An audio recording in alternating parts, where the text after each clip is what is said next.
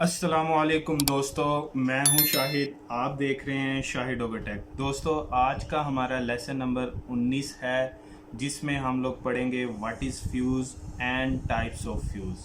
दोस्तों, सबसे पहले हम फ्यूज़ के बारे में स्टडी करेंगे कि फ्यूज़ है क्या। दोस्तों, सबसे पहले हम पढ़ेंगे कि फ्यूज़ क्या है।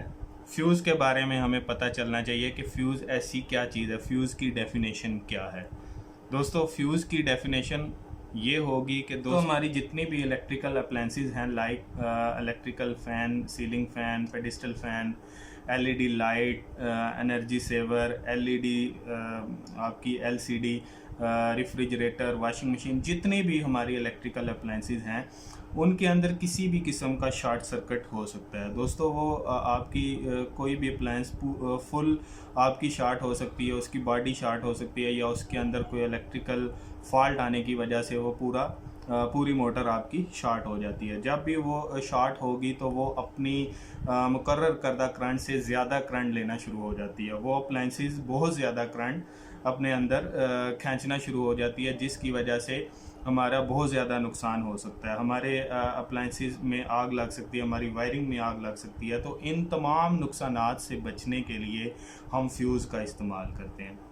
दोस्तों, फ्यूज़ करंट की सीरीज़ के अंदर लगा होता है। जब भी हमारी कोई इलेक्ट्रिकल अप्लायंसेस शॉर्ट होती है या शॉर्ट सर्किट होता है, तो वो उस सीरीज़ के अंदर जो मुकर्रर करदा करंट के ऊपर जो हमने फ्यूज़ लगाया होता है उसकी रेंज से ज़्यादा करंट गुजरना शुरू हो जाता है। जब उसकी रेंज से ज़्यादा करंट गुजरता है तो वो फ्यूज़ जो है वो हमारी इलेक्ट्रिसिटी को ट्रिप करवा देती है, बंद करवा देती है। वो जो फ्यूज़ सीरीज़ में लगा होता है वो कट कर देता है उस लाइन को, जिसकी वजह से वो करंट आगे नहीं जा सकता। लाइक दोस्तों, कंट्रोल करवाया हुआ है और शू के ज़रिए मैं इसको न्यूट्रल दे रहा हूँ, और जब मैं फेज़ देता हूँ तो इसके दरमियान मैं एक फ्यूज़ लगा देता हूँ। दोस्तों, जब इसके दरमियान मैं फ्यूज़ लगाता हूँ, हम फ़र्ज़ करते हैं, सपोज़ करते हैं कि ये मोटर जो है ये 5 एम्पेयर के ऊपर चल रही है। हम सपोज़ कर रहे हैं कि ये 5 एम्पेयर के ऊपर ये मोटर परफॉर्म कर रही है, और ये जो मेरा फ्यूज़ है ये 6 एम्पेयर का है। 6 एम्पेयर का लगा हुआ है या 5 एम्पेयर का लगा हुआ है, लेकिन हम 1 एम्पेयर एक्स्ट्रा लगा देते हैं। हमारा ये 6 एम्पेयर के ऊपर काम कर रहा है। तो दोस्तों, जब ये बॉडी शॉर्ट होगी तो ये अपनी करंट से 3 गुना ज़्यादा करंट खींचना शुरू कर देती है। तो जब ये 6 एम्पेयर से ऊपर का करंट जब इस वायर के अंदर से गुजरेगा, तो ये जो अंदर लगी हुई वायर होगी फ्यूज़ की, ये कट जाएगी, ये पिघल जाएगी। दोस्तों, ये जो फ्यूज़ जो हमारा होगा ये अपने अंदर से सिर्फ 6 एम्पेयर का करंट ही गुजार सकता है। जब इसके ऊपर से करंट गुजरेगा तो ये इस लाइन को ट्रिप करवा देगा, ये काट देगा, जिसकी वजह से हमारी जो मोटर है, जो हमारा जो सर्किट है वो डैमेज ना हो सके। तो ये करंट को रोक देगा, जिसकी वजह से ये सर्किट भी बंद हो जाएगा। इससे हमारे मज़ीद जो नुकसानात होंगे वो भी ख़त्म हो जाएंगे। तो दोस्तों, इसी तरह अगर कोई भी बॉडी शॉर्ट होगी तो अगर कोई बैरूनी फोर्स इसको आके टच करेगी, या कोई इंसानी बॉडी इसको टच कर सकती है, या और कोई हमारा नुकसानात हो जाता है, तो जिसकी वजह से हमारा जो फ्यूज़ होता है वो तमाम नुकसानात से हमें बचा देता है। तो दोस्तों, अभी हम टाइप्स ऑफ फ्यूज़ पढ़ेंगे, फ्यूज़ की इकसाम। दोस्तों, ये आपके सामने मैंने उर्दू में भी लिख दिया और इंग्लिश में भी लिख दिया। ये आपकी फ़्यूज़ की इकसाम है जो मार्केट के अंदर आपकी इस्तेमाल हो रही है। इसके अलावा भी बहुत सारे फ्यूज़ हैं, लेकिन वो तमाम इन्हीं की ही आगे लेटेस्ट फॉर्म हैं जो मैंने आपके सामने लिख दी हैं। सबसे पहले दोस्तों हमारा रीवायरेबल फ्यूज़ है। रीवायरेबल फ्यूज़, दोस्तों, इन फ्यूज़ की हम आगे डिटेल भी पढ़ेंगे। सबसे पहले हम फ्यूज़ को देख लें कि हमारी टाइप्स क्या हैं। सबसे फर्स्ट पॉइंट पे रीवायरेबल फ्यूज़ है, सेकंड पॉइंट पे हमारा किट कैट फ्यूज़ है, थर्ड फॉर्म में हमारा कार्ट्रिज फ्यूज़ है, और फोर्थ पे हमारा मिनिएचर सर्किट ब्रेकर है, और 5 पे हमारा HRC फ्यूज़ है। दोस्तों, ये तमाम हमारी फ्यूज़ की इकसाम हैं। ये टाइप्स ऑफ फ्यूज़ की इकसाम थी। अब हम सबसे पहले दोस्तों रीवायरेबल फ्यूज़ के बारे में पढ़ेंगे कि रीवायरेबल फ्यूज़ क्या है, किस तरह होता है और इसका काम क्या है। दोस्तों, ये जो फ्यूज़ है इसको हम रीवायरेबल फ्यूज़ बोलते हैं। दोस्तों, ये इसकी कैप है, ये केस है, और इसको हम बहुत पहले हम इस्तेमाल करते थे, बहुत अरसा पहले ये इस्तेमाल, अभी भी बहुत ज़्यादा इस्तेमाल तो नहीं हो रहा, लेकिन अक्सर जगहों पे हम इसको इस्तेमाल कर रहे होते हैं, वेल्डिंग प्लांट्स के अंदर हमारा इस्तेमाल है, जहाँ पे हमारी हाई इलेक्ट्रिकल वोल्ट और हाई करंट की ज़रूरत होती है, वहाँ पे हम इस फ्यूज़ को इस्तेमाल करते हैं। दोस्तों इस फ्यूज़ का इस्तेमाल कैसे है, हम इस कैप के अंदर एक वायर को कनेक्ट कर देते हैं। तो इस कैप के अंदर हम 0.29 mm की एक कंडक्टर को हम इसके अंदर फिक्स कर देते हैं और इस कैप के ऊपर हम लगा देते हैं। और ये जो हमारा केस होता है ये फेज़ की सीरीज़ के अंदर लगा होता है। यहाँ पे हम फेज़ इनपुट करते हैं और यहाँ से हमारा आउटपुट हो जाता है। दोस्तों इसका वर्किंग कैसे होती है, दोस्तों इसके अंदर जो वायर लगी होती है उसकी करंट कैपेसिटी के ऊपर डिपेंड करता है कि उस वायर के अंदर कितना करंट गुजर सकता है। 2 एम्पेयर गुजर सकता है, 3 एम्पेयर गुजर सकता है, 4 एम्पेयर गुजर सकता है।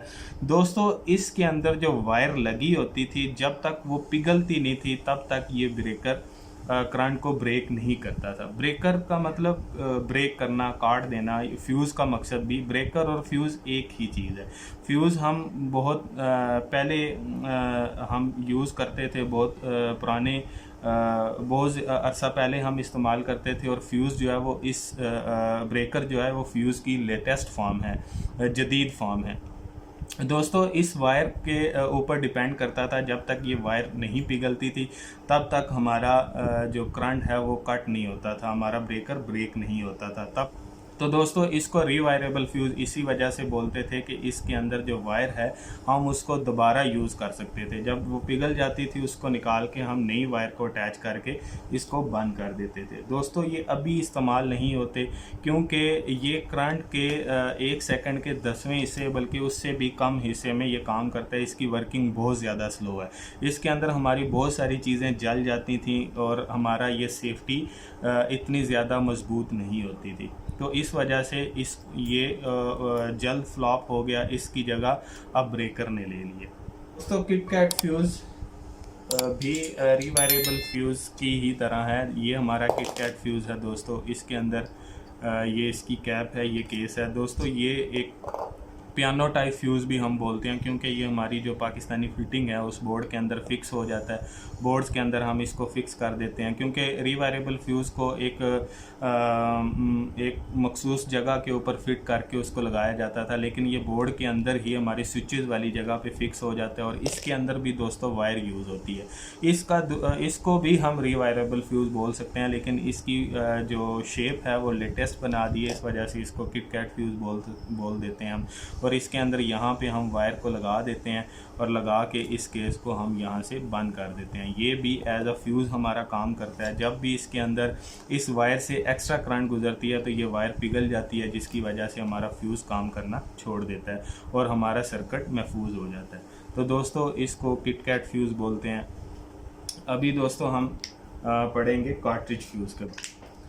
दोस्तों कार्ट्रिज फ्यूज़ क्या है? कार्ट्रिज फ्यूज़, उसको कारतूस नमा फ्यूज़ भी हम बोलते हैं। ये दोस्तों हमारा कार्ट्रिज फ्यूज़ है। ये आप देख रहे होंगे, इसको कार्ट्रिज फ्यूज़ बोलते हैं। दोस्तों इसकी एक साइड के ऊपर इसकी करंट कैपेसिटी भी लिखी हुई है। ये बहुत ज़्यादा बहुत ही बारीक ये लिखा हुआ है। अगर हम गौर से इसको देखें तो ये 10 एम्पेयर का फ्यूज़ है। दोस्तों ये हमारा इलेक्ट्रॉनिक सर्किट के अंदर, हमारे स्टेबलाइज़र के अंदर, हमारी एलईडी के अंदर, हमारे टेलीविज़न के अंदर और हमारे और बहुत सारी इलेक्ट्रॉनिक्स की अप्लाइंसेस हैं, वहाँ ये फ्यूज़ को इस्तेमाल किया जाता है। बैटरियों की प्रोटेक्शन के लिए, इलेक्ट्रिकल सर्किट की प्रोटेक्शन के लिए, इलेक्ट्रॉनिक सर्किट की प्रोटेक्शन के लिए ये फ्यूज़ इस्तेमाल किया जाता है। इसको कार्ट्रिज फ्यूज़ बोला जाता है। दोस्तों इसकी वर्किंग भी वायर की तरह ही है। इसके अंदर भी एक बारीक सी वायर आपको नज़र आ रही होगी जो इसके अंदर से ये गुजर रही है।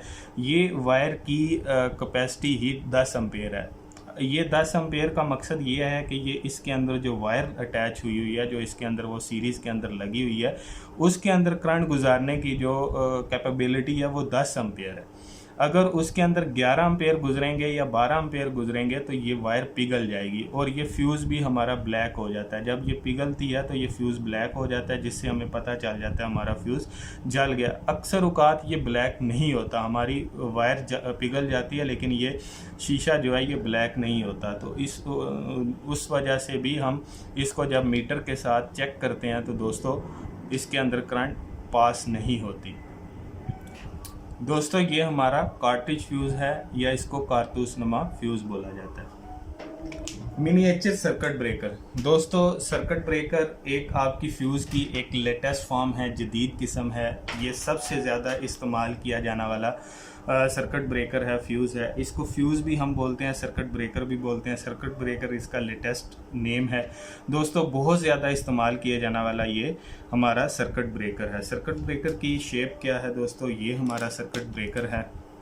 इसको भी हम अपने सर्किट के सर्किट में इस्तेमाल करते हैं। दोस्तों ये बहुत ज़्यादा फास्ट वर्किंग करता है। ये 1 सेकंड के 100वें हिस्से पे वर्किंग करता है। इसको 0.01 सेकंड भी हम बोल सकते हैं। दोस्तों ये बहुत ज़्यादा स्पीड के अंदर ये ट्रिपिंग करता है, जिससे हमारा सर्किट बहुत ज़्यादा महफूज रहता है, बहुत ज़्यादा उस की सेफ्टी प्रोटेक्शन करता है। दोस्तों इसके अंदर भी रेंज होती है इस ब्रेकर की। इसके ऊपर ये लिखा हुआ है C16।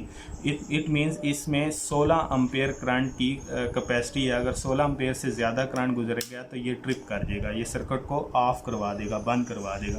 बेसिकली दोस्तों इसके अंदर कॉइल लगी होती है, इलेक्ट्रिकल कॉइल लगी होती है, और जब उसके अंदर फ्लक्स बढ़ता है, उसका फ्लक्स ज़्यादा होता है, तो ये इस ब्रेकर को ट्रिप करवा देता है। ये मुख्तलिफ रेंज में आते हैं दोस्तों। 5 एम्पेयर का ब्रेकर भी आता है, 10 एम्पेयर का भी आता है, 16 एम्पेयर का भी, 63 एम्पेयर तक हमें ब्रेकर ये मिलता है। दोस्तों इसको सर्किट ब्रेकर बोलते हैं।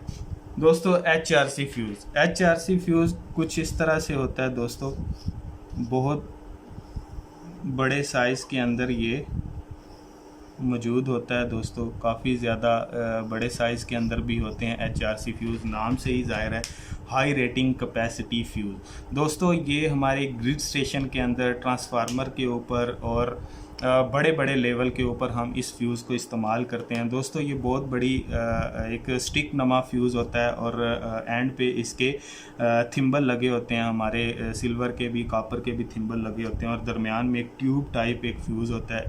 ये दोस्तों बिल्कुल शीशे नमा नहीं होता, ये बिल्कुल वाइट कलर में, ब्लैक कलर में, ग्रीन कलर में ये फ्यूज़ पाए जाते हैं। इसके अंदर दोस्तों एक तो सीधी वायर लगी होती है जो बिल्कुल सीरीज़ के अंदर लगी होती है।